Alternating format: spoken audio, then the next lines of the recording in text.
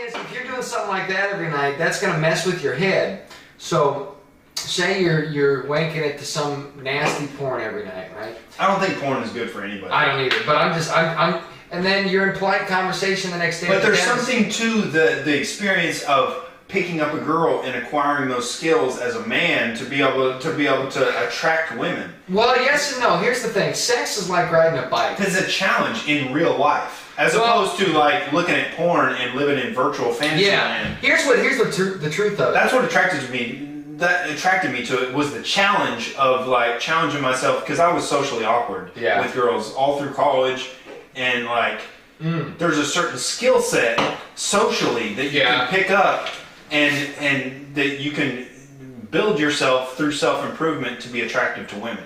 There's some truth to that, yeah. And certain aspects of the pickup community are like manipulation and weird shit, like and like insecurities. Like negging, yeah. Yeah, and I got into that for a little bit, but it was always like felt dirty. It is, yeah. Guys, listen, ladies, here's it's really about improving yourself and becoming attractive. Two things. One, with sex in a relationship, if you actually love each other, you're going to learn each other's buttons, and it's going to be good. So you're not going to have to worry about compatibility if you actually care for the other person. That's the key, is actually caring for the other person. That's the key. It really is. You can't just be in it to masturbate inside someone, as the saying goes. And I'm sorry this is getting dirty, Mom, if you're watching this. But guess what? This is what our generation has to deal with because of the 60s and the 70s. That's how you created this, Mom. Well, the point being, back in the day you wouldn't have these discussions because you wouldn't have to, but now kids are doing these nasty things and he's licked the booty hole. Can you believe that? I don't even know where to put my beer now. I'm so confused. So just come booty hole-ated. But okay.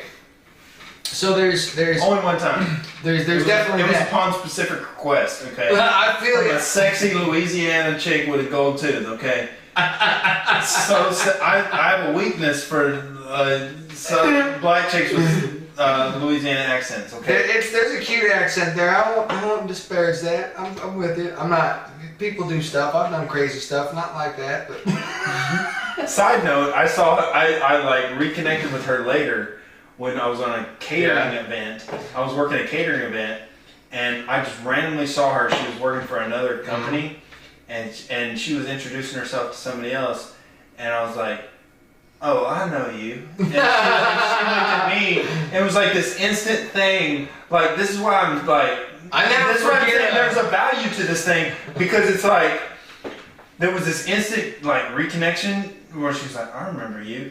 And then, like, it was all about, like, finding a place to suck my dick at this catering event. And it was, like, it was on New Year's Eve, and it's just, like, there's a value to that experience of getting your dick sucked at the top of a building on New Year's Eve at a catering event. Like, there's a value to that situation that you can't, like, encapsulate in language. It's just, like, it's beautiful. And I understand what you're saying. I'm picking up what you're putting down.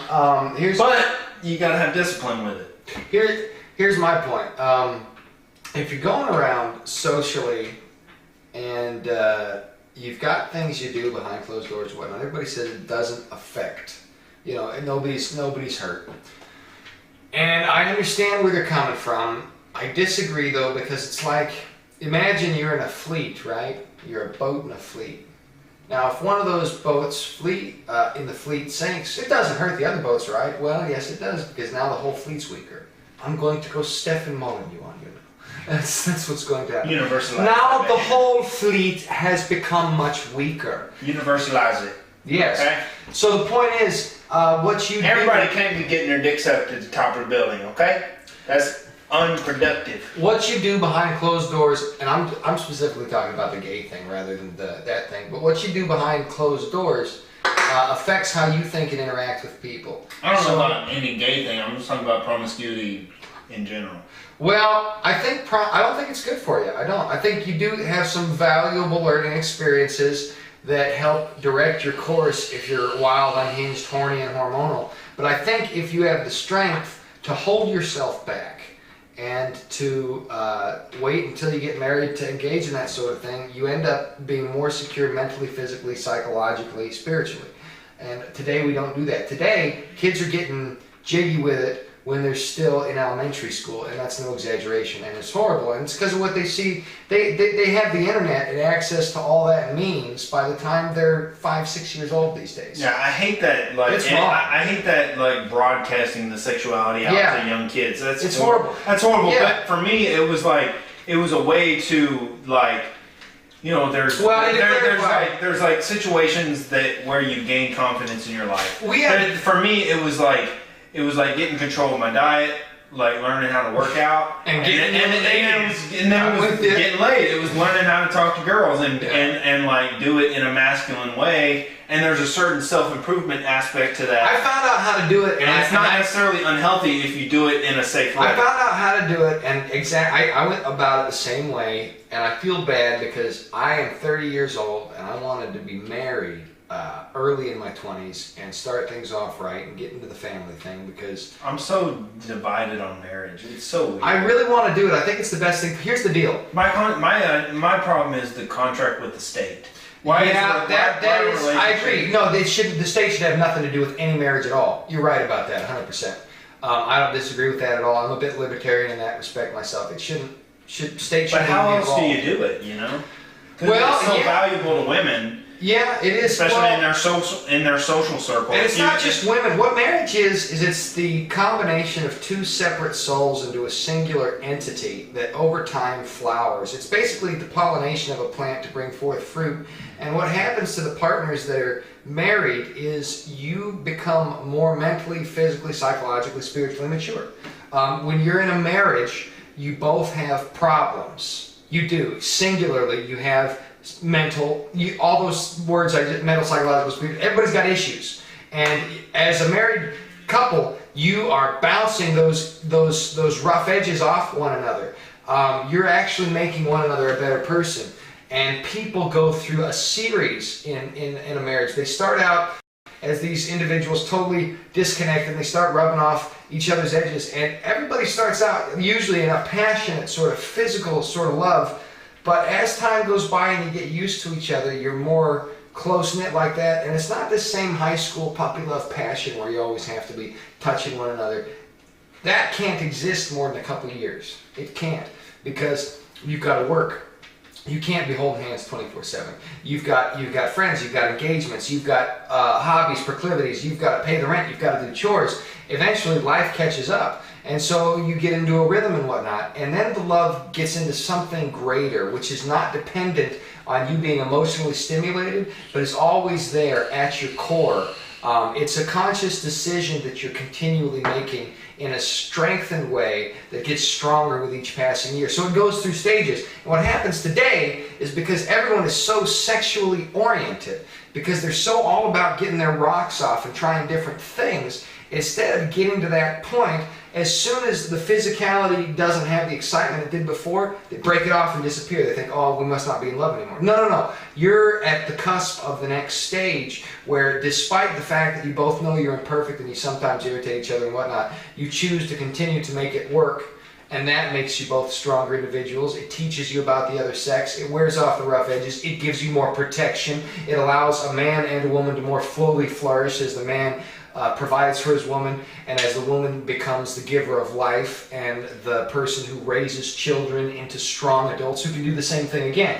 And these days, again, that's being destroyed. They don't want the nuclear family. They don't want the nuclear family because when people go through that and they develop and they grow and they get strong like that, they become more physically, mentally, spiritually, etc., and financially affluent. They become bastions in the community. Now, sexual fetishism and diverging into all these ways is destroying society. It does hurt people, and that's the thing. Everybody says what you do in the privacy of your own bedroom, as long as it doesn't affect society, it's fine. But that's not true, because it does. It affects you, it implodes you, it occludes your personal worth, and makes it so that for you to get by, you have to depend on things like the state. Maybe you don't have to, but it's convenient enough that you begin to, and eventually you do have to, because you don't have the ability to do anything else. You get generational welfare that way. Now, that's not the only way that happens, of course, but when you have HIV and stuff like that, these people are dependent.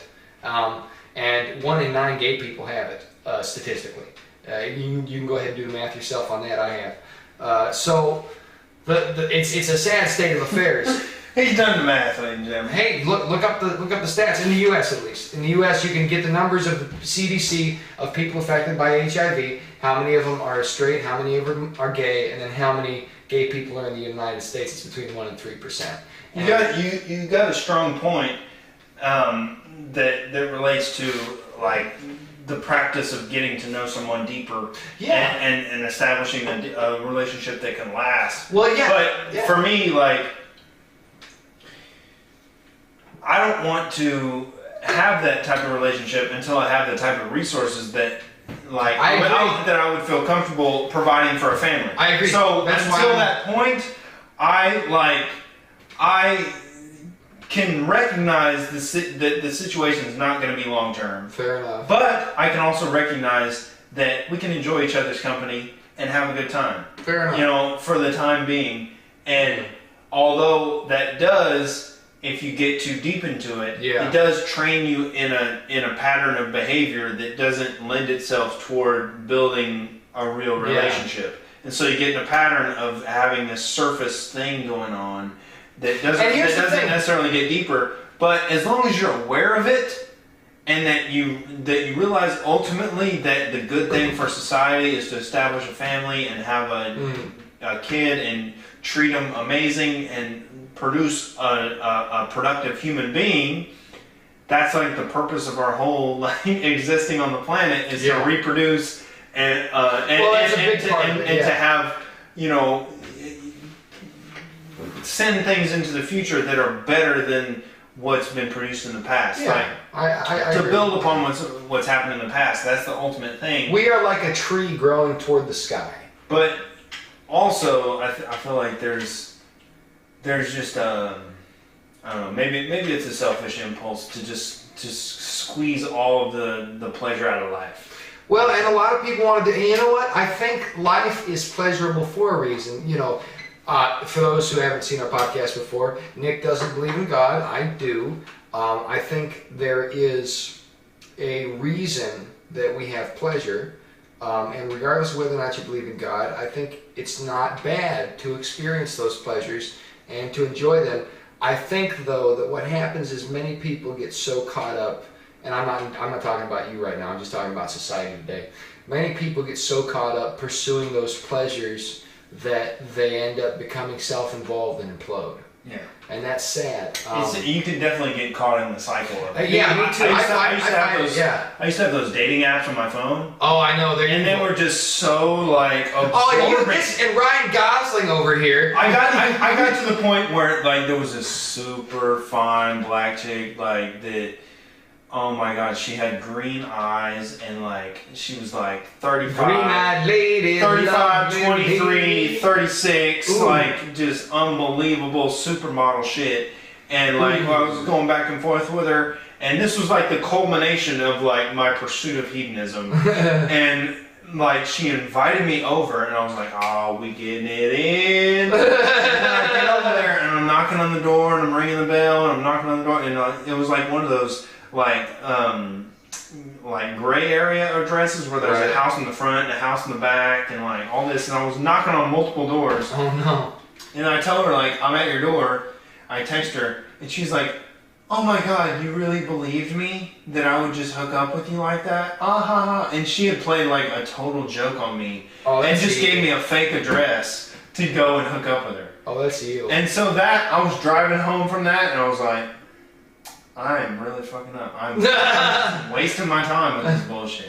Yeah. Like, because if you're really pursuing your heart's interest, if you're really going after what you're passionate about, if you're really trying to make things happen in the world, you're going to find people that really respect you for who you are. Oh, yeah. And along the way.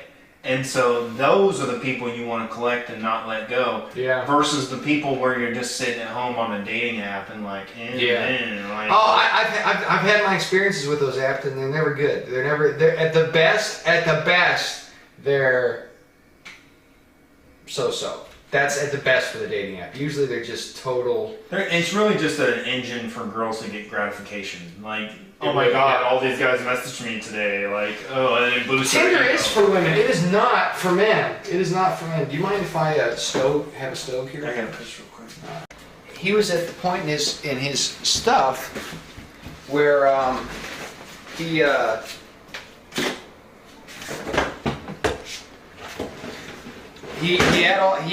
had a perfect mixture of political and observation. Yeah, and he had a few little moral things in there, but it was mostly him being just his straight up funny shtick. And then after that, he got to where it was more of a political sort of crusade, which was cool because he had some really good things to say. But he was generally anti-capitalist, anti-religion. He was, yeah, and it got to the point at the end where he was more preachy than he was funny, and so I saw him right at the height where he had the perfect mixture of preachy and funny, so that whether or not you agreed with it, you had the best time of your life anyway. And so I was really blessed to see that I saw the master at the height of his game. In 2004, it was the first show I ever saw, and then he passed away 3 years before I got into comedy. Yeah, he was one of the first inspirations for me to be like, okay, it's one thing to be up on stage being funny. Right. That's amazing, but also, like, he would be on stage making fun of religion, and my Catholic parents would be dying laughing. Right. And you look at them, and they just have this look of like,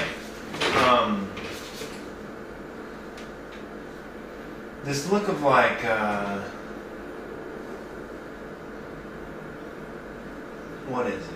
It's like a giving in to somebody's perspective. Yeah. It's like an acceptance of like, all right, I believe what I believe, but he's got a point. Yeah. And you realize how strong comedy is to really educate in a lot of ways. There's a reason he's the philosopher comic. You know, he did more than just comedy. Comedy as a medium is more than just the fools on stage, and that's great. They do some great things, but it as a medium of teaching and presenting and educating, if they laugh, they learn the lesson. That's basically what it means. So if you can get people to laugh at you who disagree with you on a fundamental level, they still learn the lesson you've got, and that's going to inform their thinking going forward. So, but the trap in that is, like... Are we re-recording again? Yeah. Okay, cool. There was always, like, Joe Rogan has this thing where there's this comedy club, I think it's in New York, where in the back it has carved in the wall, "Stop trying to be Hicks."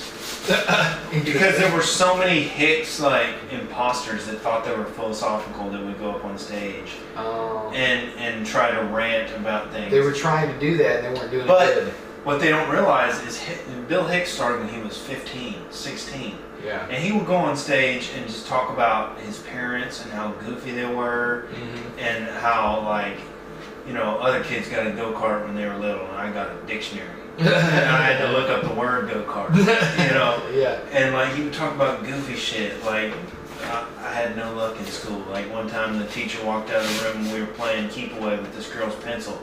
Oh, it was all fun, keep away, you know? The pencil came to me, I tossed it, went straight in this kid's eye, blinded him for life.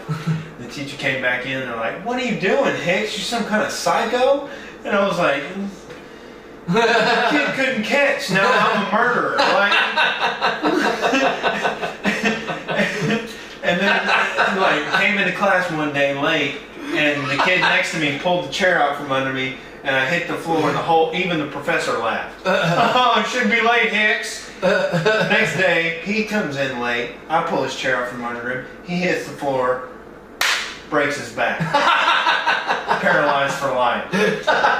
Jesus, Hicks, you're some kind of psycho? And he was in every one of my classes the rest of the semester, you know, wheeling around. "Real funny, Hicks." And the kid with one eye pushed him around. Hey. What can I say to these guys? Well, at least you can park closer to the school now. Just little like stupid, ridiculous shit. That's what he like built his audience on. But what you see later is the revelation shit where he's talking about JFK back into the left. Right. Back and all of that artsy shit. And it turned out he's so right too, because we saw what happened to JFK. Oh man! Bill Hicks would be going crazy right now if he was still alive. He's Alex Jones. But there was all the personal shit about smoking, and that's like how ironic that is that he died of pancreatic cancer from smoking. But from smoking, did that? Yeah. Gave him pancreatic cancer. Yeah. Some kind of complications from it. That's crazy. But you don't see what leads up to that point, and so there's all these imitators that. Yeah. And I've been one of them. I fell into the trap of like, I want to be the next Bill Hicks, and I'm going to go up there and talk about the true philosophy behind what's going on the surface, and people just aren't ready for that at a 5-minute open mic. You got to lead them to the edge and push them off. That's what he said. So what the thing to do there is you have to learn to be relatable and funny first. Once you've got that, then you can lead into that stuff. And what I kind of do with my sets is I'll start off. I structure it this way: funniest joke at the end, second to funniest at the beginning, third funniest in the middle. I do stuff I kind of know in between there. If I have a new joke, it's going to be somewhere near the middle. And if I have something philosophical, it's usually going to be in the middle, or it'll be right before the last joke, depending on where I'm performing at. Because sometimes, I've got a philosophical bit that I know is going to make some people mad if I don't do it right, or if I do it right. And I know I can etch a sketch their mind if I have a funny bit right after that that's just totally like surreal. So, perfect example, I've got a new bit. Do you know what you call a paraplegic transsexual? A manual tranny. You know what you call a guy from San Francisco? An automatic tranny. You know what you call a bunch of transsexual dudes with an objective? A transmission. You know what you call a transsexual who's never on time? Translate. You know what you call this part of the joke? Transition. And if they don't laugh, I'll be like, guys, those are car jokes. Stuff. But you see what I'm there's a subversive element to that joke. It's a pun. That is a car pun. That is saying it's okay to use these words if you're joking, and it is. And today with the SJW thing, as of 2017, YouTube and Facebook are banning the word tranny. Or no, Facebook is banning the word tranny. I don't know if YouTube is yet. It's crazy because that's why is tranny offensive? I have no idea. I really have no idea. Is it because it's so flippant? And I think it's just because the word sounds funny. Yeah. I think it's just because it's kind of funny to say the word tranny. It is. That it's like you're making light of such a serious transition. And it's like, no, you should be able to make fun of that. Yeah, absolutely. And they should have a sense of humor about it. Yeah. It's not like you're saying... Because it's so off from the social norm for you not to have a sense of humor about that. And B, what do those kind of people say about people who disagree with them? I wish all these Christians would just get raped. Stuff, but they've got jokes like that. Hardcore. They'll do jokes about Jesus on the cross. You know why everybody wanted to give Jesus? Because I heard he was hung like this. They're making all these jokes that are very much more offensive. And I make a joke on the name, a pun on the name, and all of a sudden I definitely called Jesus a Jewish zombie in the comedy. Well, but you know the point I'm making. It doesn't offend me. The point I'm making is that doesn't offend me. Like if I were tranny, right, and we were having this conversation. Because Christians are actually tolerant. Yeah, but even though we don't agree with people pretend like they aren't just so they can have that morally. You're so intolerant because you disagree with me. What? It's okay. I may not like it, but I'm not going to get bent out of shape. It's not going to break my heart. I'm not going to go on a crusade and be like, people okay, are scared to defend their ideas. Yeah, it's like because it's a risk. That's right. That's what we were talking about with video games earlier. It's like simulated risks where you're not taking like. In Call of Duty, you can always just respawn. Right. You can always just turn the game off. Yeah. If you're getting your ass kicked at Madden, I've done this a lot. Madden football, me and my video game nerd friend, and we would hang out. We would play online Madden or Call of Duty all night long. And if somebody was really whipping our ass and they were talking shit in the microphone, and they're just like, oh, we're just gonna quit this game. This isn't fun. Yeah. So, but you can't quit reality when it's not fun. Can't. No, and that's you got to make lemons out of You got to make lemonade out of lemons. Yeah. You got to learn how to do that. You do, and that's what video games don't teach you. They don't. What happens? So what happens in today's society? You have people brought up on video games, social justice, and everybody gets surprised. All of a sudden, they come up against somebody who understands the issue better than they do and can defend their perspective better, and it makes them very angry. You've got to be shut down. Yeah, because they, at a subconscious level, they realize I don't have a dog in this hunt. I can't stand up against this. So they shut it down. They go to their groups. They get together. They hate. They get in an echo chamber. And that's a problem that is on either side of the fence that I try and avoid, because you can get in an echo chamber on the right side of things too. It's not good to be in any echo chamber, because an echo chamber will make it harder to hear the truth. The truth is, it says in Proverbs, let me not go too far to the right nor the left, but keep my path straight. And what that demonstrates is that the truth has aspects of both, okay? It's good to care for the poor people, but it's not good to enable them to do things which destroy their lives in society. That's what happens when you're committed to the truth. You have to get used to taking risks. You do. Social risks. Absolutely. Anytime you want to be honest, it's a social risk. Yes, it is. And so you have to get comfortable with that. And you have these days... And there's a skill set that goes along with that, and keeping your cool, and keeping your wits about you, and staying logical. And a lot of people just don't have that training. They don't. They don't know what to do, so they just get triggered. That's why triggered is the thing, is because they're so overwhelmed with thoughts that they haven't considered yet that their consciousness just implodes, and they just have to exit the situation and get back to their Tumblr feed. Yeah. To tell them what to believe. It's true, and it's sad, and that's what's happening, and that is one of the reasons we almost got Hillary in the White House. Thank God we didn't. But that propaganda from the top down has been silhouetting society for at least the last 50 years. Probably, I'd say, since 1960, at least. It's just been in the media, in the music, in the advertisement, in the politics. It's been everywhere. It is like a matrix. It is. Even you get it in the churches sometimes, because you'll have churches that are so left of center, how can they even... And they don't say the scripture is inspired. They'll totally throw the baby out with the bathwater and have something that's not Christianity, and it's not leftism, and it's not conservatism. It's its own little animal out there trying to move with the punches, jive, and transition itself as society does. It takes away the truth. That's what happens when you get in an echo chamber. When you're too worried about pleasing people, you lose the thread of the truth. And unfortunately, when you keep the thread of the truth, it's going to make you enemies. There's this obsession with consensus too, like on the climate issues. Yeah, like this consensus of scientists. Like, consensus isn't science. That's a fact. It's either valid or invalid. Right. It's true or false. Yeah. Like, just because people agree that there's a subjective agreement on something doesn't prove anything. No, you can have, the Nazis and the socialists had agreements. The socialists believed... Scientifically, the socialists, the communists believed communism was the only way. And any textbook you read from the communist and Stalinist Russia would say that capitalism is wicked and stupid and it doesn't work. And that's the thing. We're so in agreement, bro. Yeah.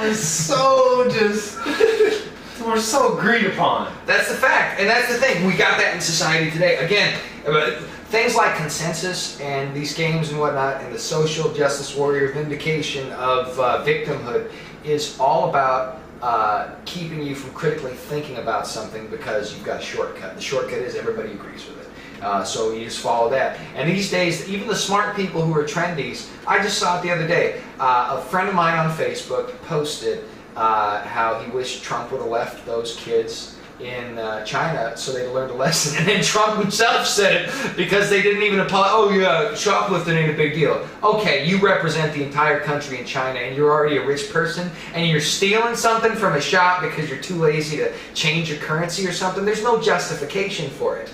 It's except laziness, stupidity, amorality, and the SJW. And it's a repeated pattern. Trump is so... he wants to just reach out and help people. He does. He wants to just... he's got the olive branch there, Yeah. And the Democrats are just like they're holding a wood chipper and they're just advancing on the branch. Yeah. And they keep going deeper, and he's like, "You're not gonna make a deal, are you?" They don't want to. No, they want to lie. He's like repeatedly over and over tried to like make compromise. He's not appointing a special prosecutor with Hillary. Okay, he'll let the bullshit Russia investigation go on. Right. He's just abiding, and he tried. Look at how he drank that water. That's what happens. They criticize him drinking a bottle of water and make a news story out of it. Who cares if he poured it on his damn head? It doesn't matter. That is the stupid. I didn't even read the story. I was like, who cares? Who cares if he hawked the loogie in the damn thing?